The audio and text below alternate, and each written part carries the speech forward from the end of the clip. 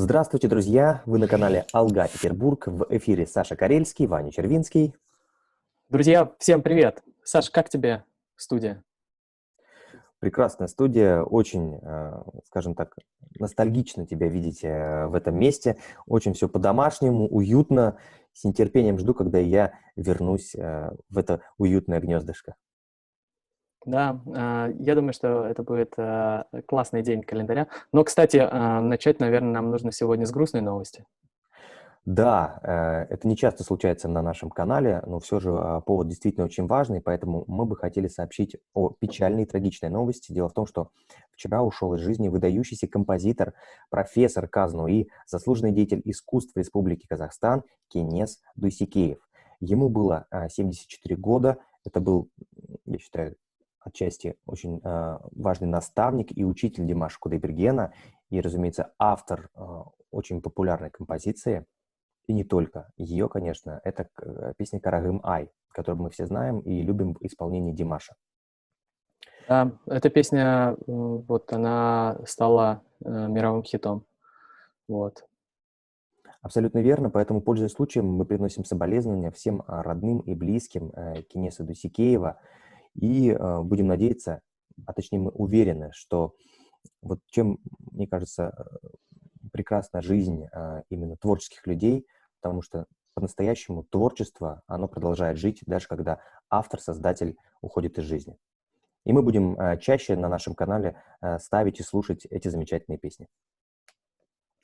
Да, и, наверное, в конце даже покажем небольшой фрагмент, потому что у нас была работа, посвященная этой песне «Карагым Ай». И, друзья, в конце выпуска у нас будет небольшой фрагмент.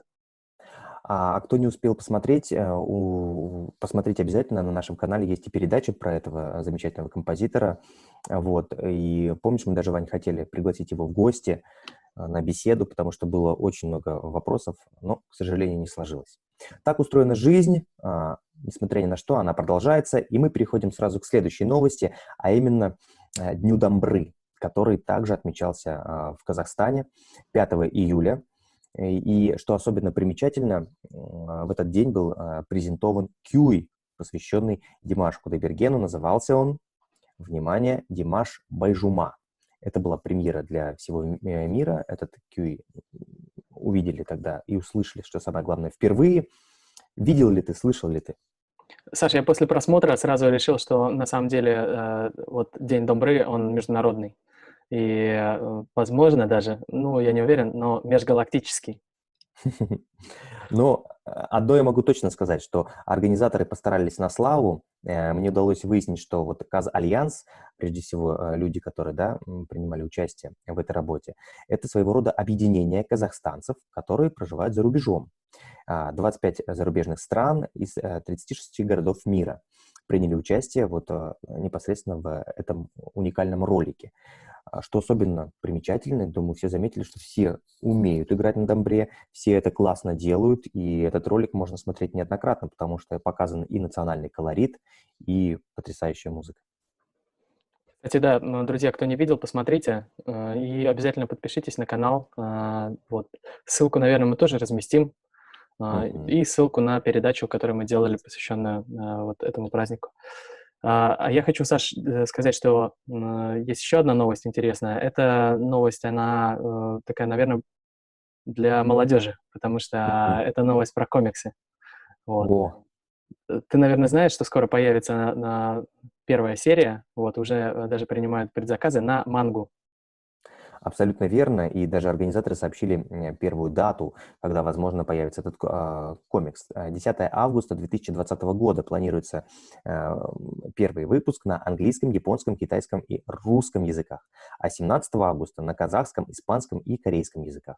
Поэтому пусть все сложится и все выйдет вовремя, предзаказ уже идет, поэтому те, кто хочет, уже пусть заказывают. Кстати, для тех, кто не очень разбирается в комиксах, вот, чтобы никто не перепутал мангу с манго, вот, я подготовил небольшую справку и хочу сказать, что манга — это японские комиксы, которые иногда называют комику. комикс Мгм. комику. И манга в той форме, в которой она существует сейчас, она вот начала развиваться после окончания Второй мировой войны, испытав сильное влияние западных традиций. Мгм. Однако у манги есть глубокие корни в далеком японском раннем искусстве. Значит, и первые упоминания о создании в Японии истории в картинках относятся еще к XII веку, когда буддийский монах Тоба а, э, нарисовал 4 юмористических истории, рассказывающие о животных, изображающих людей, о буддийских монахах, нарушавших устав. Эти истории Тёдзигига представляли собой 4 бумажных свитка с рисунками, тушью и подписями к ним. Вот. Сейчас наши зрители видят их на экране М. и могут понимать, как выглядела манга в XII веке. Сейчас эти рисунки, они хранятся в монастыре, где жил Туба, а приемы, которые он использовал в своих работах, они заложили основы современной манги, как, например, изображение человеческих ног в состоянии бега. Очень интересно. И ты знаешь, вот слушая эту справку, очень интересно, насколько вот эти традиции, заложенные еще тогда, в XII веке, вот нашли отражение в сегодняшней манге, и в частности, вот ДРС-манге, да, посвященной Димашу. Поэтому было бы очень интересно видеть у нас в гостях создателей, людей, которые принимали участие в этой работе. Поэтому, друзья, если вам тоже интересно в этом вопросе разобраться более подробно, пишите в комментариях, будем рады организовать такую встречу. Да, тем более, что я вот сейчас подумал, а вот мы говорим манга для молодежи, но на самом деле, да, вот если люди еще в XII веке знали о том, что такое манга, я думаю, что это не только для молодежи. Ой, я думаю, что сейчас прям все с нетерпением ждут, потому что там же очень интересный сюжет обычно придумывается. В главной роли Димаш Кудайберген, благодаря которому там происходит, собственно, развязка. Я думаю, что, конечно, это будет очень увлекательное зрелище. Предлагаю обсудить еще один большой праздник в жизни Терри Лина, большого друга Димаша Кудайбергена. Ему на днях исполнилось 54 года, с чем его поздравил его друг, товарищ Димаш Кудайберген. И я думаю, нам тоже стоит присоединиться и поздравить Терри Лина, потому что он потрясающе выглядит, блестяще поет. Вот. И очень здорово, что такие теплые отношения вот между Казахстаном и Китаем. Кстати, слушай, ты, мне кажется, как-то говорил, мы с тобой обсуждали вот эти новости, ты мне как-то говорил, что Димаш Канатович его называет папой. Да, да, очень так поэтически, по-доброму. Я думаю, это связано с тем, что все-таки, когда они познакомились на конкурсе I'm Singer, вот и я читал об этом, что Терри проявил невероятную заботу, вот тепло по отношению, да, к участнику, который впервые участвовал в конкурсе из-за границы, да, и очень много и советов дельных, и наставничества сделал Терри, о чем Димаш его постоянно благодарит. Я могу еще здесь вот свою версию предложить, почему он называет папой. Я недавно Мгм. подумал. Мы же знаем, что Терри Лину 54. Мгм. Вот есть еще российский певец, которого зовут Юра Шатунов. Ему кажется, 40, 45, точно не 40, но вот около 45. И вот Димаш Канатович его называет дядя Юра. Мгм. Поэтому, если вот, например, тебе 54 примерно, и ты вот на Сингере помогал Димашу, то ты можешь тоже получить вот такое звание. Это же можно как звание назвать. Мгм. Да, да. Слушай, И что как ты думаешь, а что подарил Димаш Терелину? я думаю, что Я уверен, что Домбра и Шопен уже есть. да, я думаю, что самый бы правильный подарок — это был бы билет на концерт. Почему? Потому что была бы возможность и встретиться, и пообщаться, а возможно, и выступить на одной сцене. М. Кстати, они же вместе пели уже, мы все Да, помним. Я думаю, да, тем более, что вот в 54 Терри как-то странно молодо выглядит, не говори. в отличной форме. И мы еще знаем, и многие наши зрители, многие наши слушатели знают о том, что если слушать музыку Димаша, то такое чувство, что счетчик лет, он отматывает чуть-чуть назад. Вот. А если ты, например, не просто слушаешь, а можешь на одной сцене выступить или как-то вот поучаствовать в какой-то совместной творческой работе, то этот счетчик, наверное, в 2 раза быстрее отматывает. Поэтому я думаю, что не удивлюсь, если Димаш Канатович, он подарил эликсир молодости Терри, и у них, возможно, появится какая-то еще песня, которую они споют вместе. Ой, пусть бы так оно и было. Тем более я знаю, что он хотел сделать сюрприз Терри Лину, прилететь на его день рождения в Китай, но вот в связи с известной ситуацией это не удалось сделать. Вот. Но это говорит о том, что насколько все-таки теплые и близкие отношения между друзьями. Предлагаю еще одну важную вещь обсудить. Это конкурс, который состоялся у нас в прошлой беседе. Я делал также подробный выпуск о том, что у нас шел конкурс, и мы голосовали на самую прослушиваемую песню Димаша в июне месяце. Голосование остановлено, я уже подвожу итоги, и завтра, в субботу, появятся результаты этого голосования, поэтому не пропустите. Как обычно, очень интересная получилась байга. Вот, есть... Скачки, да. Большой ажиотаж я увидел вот в комментариях. Очень мне понравилось, что столько внимания этому конкурсу. Вот, поэтому, друзья, обязательно не пропустите. Кстати, Саш, ты вот какую песню поставишь? Поставил бы на первом месте. Стой, подожди, ты же знаешь результаты. Конечно. Да. Друзья, можете попробовать догадаться, какая песня будет на первом месте. Вот, напишите в комментариях. Ну и ждите завтра вот итоги конкурса. Кстати, слушай, какой приз? Приз – хороший вопрос, Вань, потому что я знаю, что все призы, они так или иначе обычно предоставляются спонсорами. Да, это очень интересная тема спонсорства. Да, действительно же у каждого конкурса должен быть какой-то кубок, там, я не знаю, ну или грамота. Вот. Да. Я думаю, что по итогам года мы должны будем сделать такой вот какой-то приз и, соответственно, вручить его песне, и, может быть, даже как-то послать, вручить Димашу Канатовичу, если повезет. Вот. Но вообще тема спонсорства очень серьезная. Я вот могу сказать, что у нас был очень хороший спонсор в течение 2 лет. Это экипировочный центр, к сожалению, сейчас прекратил существование на 4 месяца. Вот все спортивные мероприятия были остановлены. Поэтому нам, наверное, нужно будет, я уже об этом говорил, нам, наверное, нужно поднять снова эту тему. Дело в том, что мы решили найти спонсора. Я знаю, что многие считают нас уже миллионерами благодаря роликам, которые набрали миллионы просмотров. Но, друзья, я хочу сейчас еще раз сказать, эти каналы не монетизированы. И вот каналы, которые были у нас, и сейчас, которые есть каналы, они тоже не монетизированы. Там мы подключали монетизацию, но какое-то короткое время она была, там максимум, по-моему, месяц. И из-за того, что у нас очень много музыки, очень много песен, у нас сразу монетизацию отключают почему-то.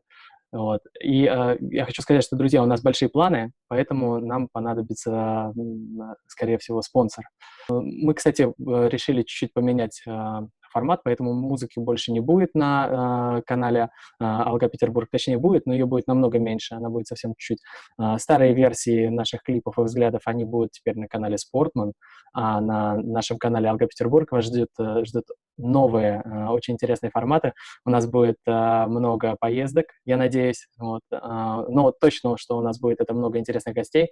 У нас будет новый вид взглядов, вот, который, я думаю, что станет намного интереснее. Революция будет. Революция, да. В общем, авторский контент, гости, поездки, передачи, культура мира и культура Казахстана – это все, что ждет зрителей на канале Алга Петербург. А музыку можно будет послушать на канале Димаша Кудайбергена, ну и можно тоже послушать на нашей версии клипов, нашей версии взглядов, можно будет посмотреть на канале Спортман. Вот. Я бы, пользуясь случаем, хотел бы все-таки поблагодарить экипировочный центр «Спортман», который такое долгое время спонсировал все каналы по продвижению творчества Димаша. Большая заслуга, потому что именно благодаря ему нам удалось закупить и оборудование, и съездить в Казахстан так или иначе, потому что, к сожалению, действительно, все вот эти каналы, которые вы знаете, они не приносили доход, держались исключительно на нашей инициативе и на спонсорской помощи экипировочного центра «Спортман». Теперь же ситуация иначе. У нас закончился контракт с итальянской компании. Теперь мы будем все свое время посвящать исключительно продвижению творчества Димаша, освещению культуры мира и, разумеется, культуры Казахстана. И если кому-то из вас интересна эта тема, и если нас смотрят, может быть, спонсоры, которые готовы развивать это направление, то пишите нам на WhatsApp. Также у нас к каждому ролику прикреплены ссылки, по которым можно проспонсировать эту историю. Мы будем только рады, потому что мы нацелены по-серьезному, уже расписан план, и мы будем двигаться неуклонно в этом направлении. И спасибо всем, кто вот поддерживал нас и комментариями, и добрым словом, и самое главное, сделал из нас, из неоперившихся юнцов, уже людей, которые теперь понимают, что нужно делать и в каком направлении двигаться. Спасибо большое. Да, чуть-чуть мы за эти 2 года научились кнопки нажимать, вот. Поэтому я думаю, что скилл теперь есть, можно сконцентрироваться на работе. Друзья, вот именно поэтому и ищем спонсора, потому что у нас большие грандиозные планы. И, кстати, каждый из вас может стать спонсором. Все достаточно просто. Под каждым роликом у нас будут размещены ссылки. И если у вас появится такое желание, вы можете очень легко все сделать. Если будут вопросы, не разберетесь, пишите на WhatsApp, мы подскажем. Да, а вот как ты сказал, люди, которым нужна реклама, тоже, пожалуйста, обращайтесь. Можете написать нам на почту, можете написать нам на WhatsApp. Мы можем вас классно прорекламировать. Тем более, что наш канал теперь станет очень клевым, станет намного лучше. Вот. Новые взгляды я вот сейчас разрабатываю, будет супер, как бешбармак. Там будет и козы будет, и будет и курица даже будет, и баранина будет. В общем, будет супер. И свежая зелень. Ну, в общем, все как полагается. Поэтому, друзья, ждите обновлений на нашем канале. Будет очень интересно. Есть еще одна интересная новость, о которой я пока умолчу, но это такой сюрприз прям для всех почитателей творчества Димаша и вообще людей, которые хотят, скажем так, в полной мере поглощать и новости об артисте. У нас заготовлен большой сюрприз. Выход планируется на август месяц, поэтому не пропустите, будем держать вас в курсе событий.